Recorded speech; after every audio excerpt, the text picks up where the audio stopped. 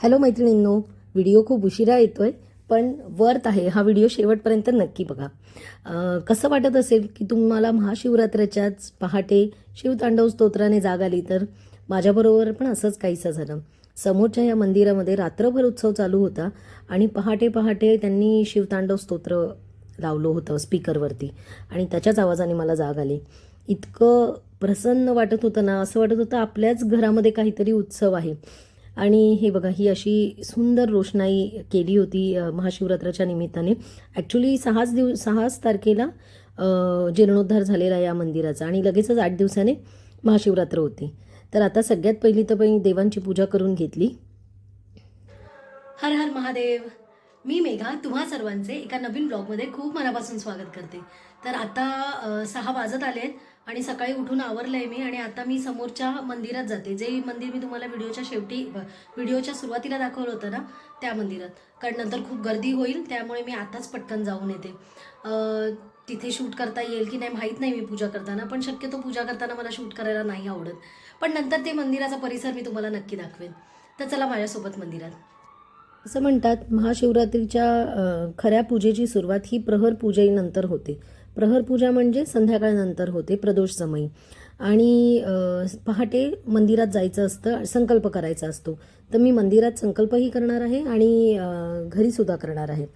तर मंदिरात नेण्यासाठी मी सगळी तयारी केली आणि तुपाचा दिवा मी फ्रीजमध्ये ठेवला होता, तो घट्ट होण्यासाठी. दिवा हातातच घेऊन जायला लागेल, कारण तुपाचा दिवा आहे. थोडा वेळ फ्रीजमध्ये ठेवला आता घट्ट होण्यासाठी. पण हे बघा, आता हा हातात घेऊन गाडीच्या डिक्कीत ठेवते आणि मग जाते, कारण अजून बाहेर अंधारच आहे. आणि हे बघा, तुम्हाला मंदिर दिसत असेल हे बघा.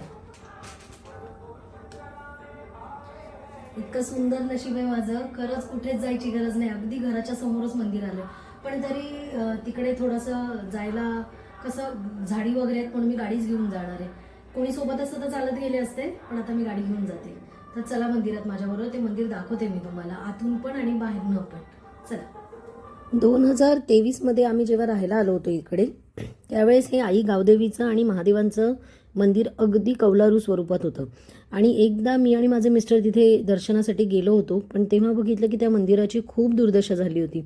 म्हणजे जिथे महादेवांची पिंड होती तिकडे तर छप्पर गळत होतं आणि जे गावदेवी आईचे मूर्त्या आहेत त्या जागी गोटे होते आणि त्या मुखवटे होते.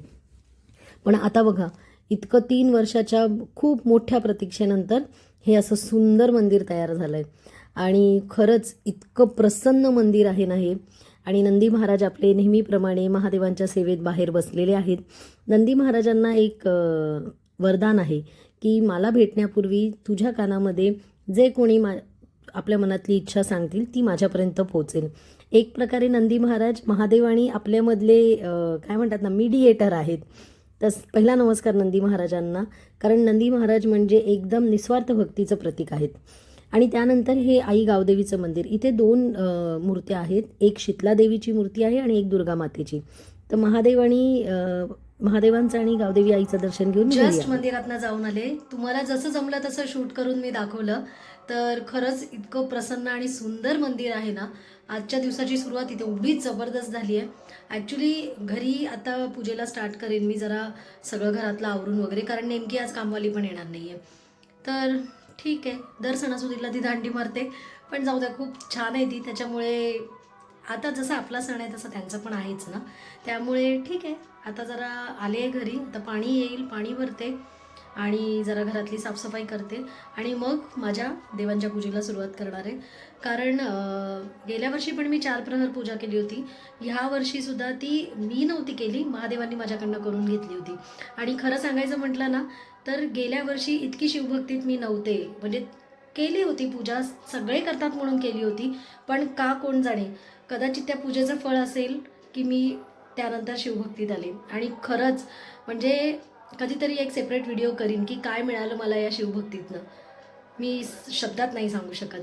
तर आजही 4 प्रहर पूजा करण्याचा मानस आहे. तर बघू आज यावर्षी महादेव करून घेतात की नाही माझ्याकडनं. पण जसं जमेल तसं मी शूट करेन, त्या 4ही प्रहरामध्ये शूट करण्याचा प्रयत्न करेन. कारण ह्या वेळेला अजून छान माहिती झालेली आहे की प्रहर पूजा कशी करायची, त्याच्यामध्ये काय ध्यान करायचं. आणि छोटा सत्संग करणार आहे मी माझ्या घरी समोर महादेवांसमोर. तर तो सत्संग पण जमलं तर शूट करीन, पण व्हिडिओ शेवटपर्यंत बघा. कदाचित आजचा व्हिडिओ थोडा मोठासुद्धा होईल, पण पेशन्स ठेवून बघा आणि नसेल आवडला तर स्किप करून बघा. दोन्ही ऑप्शन्स तुम्हाला आहेत. तर चला आता जरा घरातलं आवरते, नंतर सगळं झाल्यानंतर देवपूजा करताना भेटूया. चलो बाय बाय. बाय बाय नको, कशाला, आपल्याला भेटायचं आहे पुढे. चला भेटूया परत. प्रहर पूजेला महाशिवरात्रीमध्ये खूप महत्त्व आहे. प्रहर पूजा म्हणजे काय, आता एक्झॅक्ट टायमिंग तर तुम्हाला गुगलवर मिळेल, पण मी एक तुम्हाला रफली सांगते. प्रदोष समाईनंतरचे जे 4 प्रहर असतात, पहिला प्रहर असतो 6:30 वाजता, 6:30 ते 9:30, दुसरा 9:30 ते 12:30, तिसरा 12:30 ते 3:30 आणि नंतरचा ब्रह्ममुहूर्त. तर प्रहर पूजा करण्यासाठी सगळ्यात महत्त्वाचं असतं संकल्प करायचा. संकल्प कसा करायचा, 3 वेळा पाणी आपण आचमन करायचं, चौथ्यांदा ताम्हणात सोडायचं आणि पुन्हा फूल अक्षता घेऊन आपण महादेवांना प्रार्थना करायची, आपली इच्छा सांगायची आणि त्यांना सांगायचं की तुम्हीच माझ्याकडनं ही 4 प्रहर पूजा करून घ्या. तर पहिल्या प्रहरीची पूजा मी सुरुवात केली. पहिल्या प्रहरीला गाईच्या कच्च्या दुधाने आणि जलाने असा अभिषेक असतो. पंचामृत अभिषेक तुम्ही निषिद्ध काळात करू शकता, पण मी यावेळेला निषिद्ध काळात नाही केला, मी 4 प्रहर पूजा केली. तर ज्यांना 4 प्रहर पूजा जमत नाही त्यांनी निषिद्ध काळामध्ये पंचामृताचा अभिषेक करायचा असतो. ह्या प्रहर पूजेने तुमच्या आयुष्यातली सगळी दुःख नाहीसे होतात. आणि माझं शिवलीलामृताचे 4 अध्याय बरोबर राहिले होते, 5 अध्याय राहिले होते. तर पहिल्या प्रहर पूजेला मी 2 अध्याय शिवलीलामृताचे वाचणार होते, कारण मध्यंतरी अडचण आली होती म्हणून मला करता आलं नव्हतं. तर मस्त बेल, फूल, पांढरी फुलं अर्पण करून अशी सुंदर महादेवांची मी पहिल्या प्रहरीची पूजा संपन्न केली.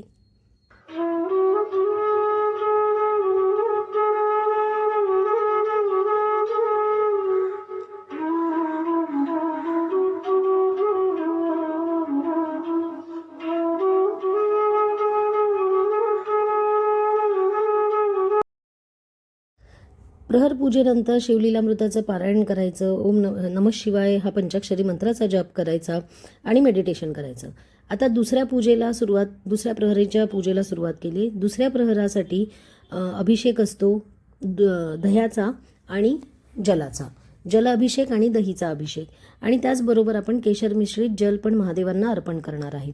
आणि कधीच अभिषेक झाल्यानंतर ती गळती ठेवायची नाही. असं म्हणतात की मंदिरातली गोष्ट वेगळी असते, आपल्या घरातली गोष्ट वेगळी असते. महादेवांचा अभिषेक करून, महादेवांचा शृंगार करून, बेल, अक्षता, फूल वाहून, धतुरा, बेलपत्र हे सगळं, बेलफळ हे सगळं वाहून आपण महादेवांचा शृंगार करून महादेवांची आरती करायची. ही झाली दुसऱ्या प्रहराची पूजा. दुसऱ्या प्रहराच्या पूजेने आपल्या आयुष्यामधले कष्ट निवारण होतं, कारण पहिला अभिषेक असतो कच्च्या दुधाचा, दुसरा अभिषेक असतो दह्याचा. आणि ही प्रहर पूजा झाल्यानंतर मिस्टर आले होते घरी, कारण ते बाहेर होते, त्यामुळे मिस्टरांबरोबर, मुलीबरोबर आणि माझ्या भाचीबरोबर आम्ही पुन्हा मंदिरात आलो. आणि मंदिरात आल्यानंतर बघते तर काय, ग्रामस्थ महिलांनी इतका सुंदर फेर धरला होता मंदिरामध्ये.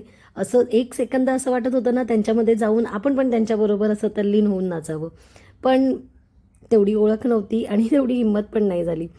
तर बघा, यावर्षी मंदिरात जायचा 3 वेळा योग आला. पहिल्यांदा मी स्वतः पहाटे गेले, दुसऱ्यांदा अभिषेकासाठी जी पाण्याची बॉटल नेलेली स्टीलची ती तिथेच राहिली, ती बघायला परत गेले तेव्हा पुन्हा दर्शन झालं.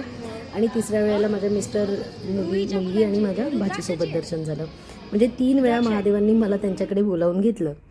मंदिरातनं जाऊन आल्यानंतर तिसऱ्या प्रहरीची पूजा होती. तिसऱ्या प्रहरीची पूजा ही गाईच्या तुपाने अभिषेक करायचा असतो. गाईचं तूप, पाणी आणि केशर मिश्रित पाणी असा अभिषेक तिसऱ्या प्रहराला करायचा असतो. या प्रहराच्या पूजेने आयुष्यामध्ये कष्ट दूर होऊन तुमचं आयुष्य समाधानी होतं, आनंदी होतं. कारण शेवटी काय आहे ना मैत्रिणींनो, आयुष्यामध्ये पैसा किती असला ना तरी समाधान असणं महत्त्वाचं आहे. समाधान नसेल तर त्या पैशाचा काय उपयोग आहे, बरोबर आहे की नाही?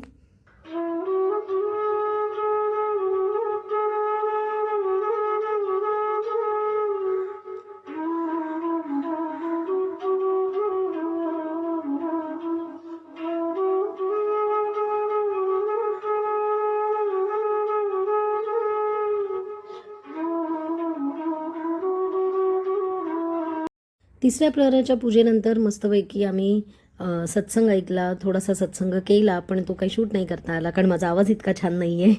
आणि त्यानंतर सद्गुरूंचा महाशिवरात्रीचा इव्हेंट आम्ही पाहत होतो, श्री श्री रविशंकरजींचा सत्संग पाहत होतो. आणि त्यानंतर पहाटे उठून चौथ्या प्रहराच्या पूजेला सुरुवात केली. चौथ्या प्रहराच्या पूजेचं महत्त्व असं आहे की ह्या पूजेमध्ये आपण मधाने महादेवांच्या पिंडीचा अभिषेक करतो, मध आणि पाणी.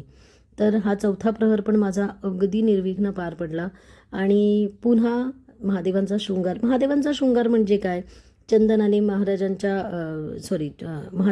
शृंगार म्हणजे चंदनाने महादेवांच्या पिंडीवरती ओम काढायचा, राम लिहायचं, शिव लिहायचं, तुमची जी इच्छा आहे ते त्या पिंडीवरती लिहायचं आणि त्यालाच शृंगार म्हणतात. चांगलं चंदन भस्म महादेवांना अर्पण करायचं आणि ही पूजा संपन्न करायची. तर ह्याही चौथ्या प्रहरीला पण मी महादेवांचा अभिषेक, शृंगार सर्व काही केलं. आणि खरंच सांगते, चौथ्या प्रहराचे म्हणजे मी पहाटे एवढ्या उठले होते पण मला कुठेच थकवा नव्हता, काहीच असं वाटलं नाही की आपण थकलो आहे. आणि शेवटचा माझा शिवलीलामृताचा 14व्या अध्यायाचं वाचन केलं, कारण या 4 प्रहरी जवळजवळ 5 अध्याय मी पूर्ण केले आणि बऱ्यापैकी मोठे आहेत. पण एक आहे खूप इंटरेस्टिंग आहे, काही खूप मस्त वाटतं वाचायला. आणि महादेवांची आरती केली आणि माझा चौथा प्रहर पूजासुद्धा महादेवांनी अगदी निर्विघ्नपणे माझ्याकडनं करून घेतली.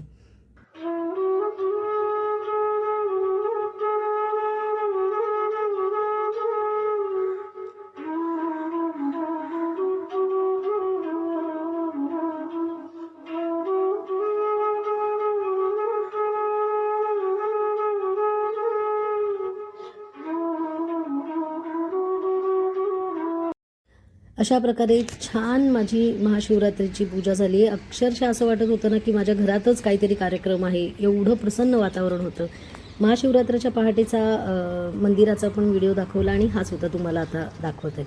तर कसा वाटला व्लॉग मला कमेंट करून, कसा वाटला व्लॉग तुम्हाला मला कमेंट करून नक्की सांगा. चला आता भेटूया पुढच्या व्हिडिओमध्ये. तोपर्यंत आनंदी राहा, उत्साही राहा, निरोगी राहा आणि सगळ्यात महत्त्वाचं म्हणजे खूप खूप खूप खुश राहा. भेटूया नेक्स्ट व्लॉगमध्ये. Bye bye.